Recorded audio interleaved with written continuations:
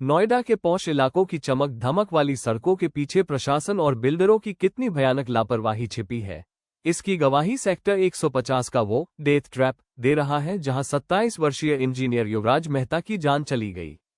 कहने को यह इलाका प्रीमियम है, जहां फ्लैटों की कीमत 3 से 6 करोड़ रुपए है, लेकिन जमीनी हकीकत यह है कि यहां का इंफ्रास्ट्रक्चर किसी जंगल राज से कम नहीं है।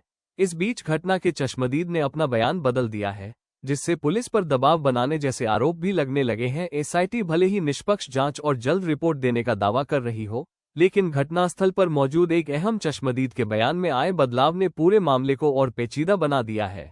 हादसे के समय मौके पर मौजूद चश्मदीद ने पहले बताया था कि रेस्क्यू टीमें 2 घंटे तक तमाशा देखती रहीं, लेकिन अब वही पुलिस और रेस्क्यू टीमों को क्लीन चिट देता दिख रहा है। हालांकि इस यू टर्न के पीछे की कहानी संदिग्ध है।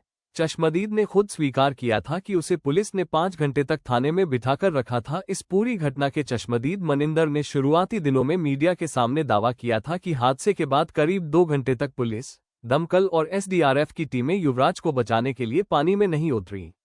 मनिंदर ने अपने शुरुआती बयान में बताया था, जब मैं पहुंचा तो पुलिस, फायर ब्रिगेड, एसडीआरएफ सब मौजूद थे।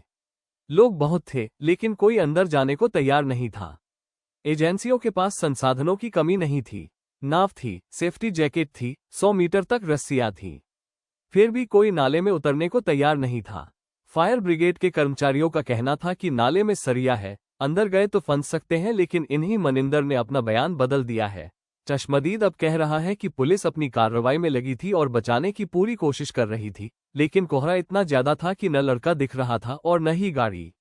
ये बयान उस थ्योरी को कमजोर करता है जिसमें कहा गया था कि युवराज फोन की फ्लैशलाइट जलाकर सिग्नल दे रहा था और घंटों तक मदद मांग रहा था। मनिंदर ने अपने ताज़ा बयान में कहा, पुलिस सूचना मिलते ही 15 मिनट में मौके पर पहुंच गई थी। थोड़ी देर बाद मैं पहुंचा तो पुलिस अपनी कार्रवाई में लगी हुई थी। पुलिस उसे, युवराज, बचाने की पूरी कोशिश कर रही थी। कुछ देर बाद ही एसडीआरएफ, एनडीआरएफ और फायर ब्रिगेड भी मौके पर पहुंच गए थे, लेकिन ज्यादा धुंध होने के कारण ना तो लड़का दिख रहा था, ना गाड़ी दिख रही थी। 5 घंटे थाने में क्यों बैठाया गया? जब चश्मदीद से घंटों तक थाने में बैठाए जाने के बारे में सवाल पूछा गया तो उसने बताया कि पुलिस ने पूछताछ के लिए थाने बुलाया और करीब 5 घंटे तक बैठाए रखा। हालांकि उसने ये भी कहा कि उसके साथ कोई बदसलूकी नहीं हुई, लेकिन उसे ये बताया गया कि वरिष्ठ अधिकारियों को उसकी व्यक्तिगत वीडियो और घटनास्थल से जुड़ी जानकारी चाहिए। चश्मदीद के अनुसार उससे कहा गया कि जो सच्चाई है वही बताइए। उसने वही बयान दिया जो उसने अपनी आंखों से देखा था।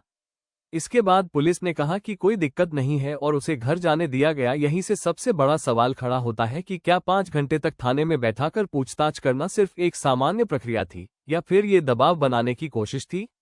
क्या इसी दबाव के चलते चश्मदीद के बयान की भाषा और रुख बदला? साथ ही यह भी सवाल है कि यदि मौके पर पुलिस, फायर ब्रिगेड, एसडीआरएफ और एनडीआरएफ समय पर मौजूद थी और संसाधन भी थे, तो फिर युवराज की जान क्यों नहीं बच पाए?